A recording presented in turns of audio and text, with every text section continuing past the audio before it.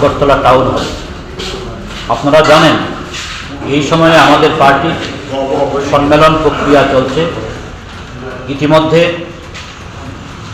আমাদের গোটা রাজ্যেই ব্রাঞ্চ স্তরের সম্মেলন শেষ করে অঞ্চল স্তরের সম্মেলন করে আমরা মহকুমা এবং রাজ্যের 8টি জেলার সম্মেলন শেষ হয়েছে। আগামী 29 থেকে 31শে জানুয়ারি আগরতলা টাউন হলে আমাদের রাজ্য সম্মেলন। এই সম্মেলনকে সফল করে তোলার আহ্বান জানিয়ে আমরা খোয়াই মহকুমা কমিটির পক্ষ থেকে আজ এই রক্তদান শিবিরের আয়োজন করেছি। মোট কতজন রক্ত দেবেন আজকে? আমরা শুরু করেছি এই সময়ে, এখন দেখা যাক। আমরা আশা করছি ভালো সংখ্যক আমাদের কংগ্রেসরা আজকে রক্তদান করবে।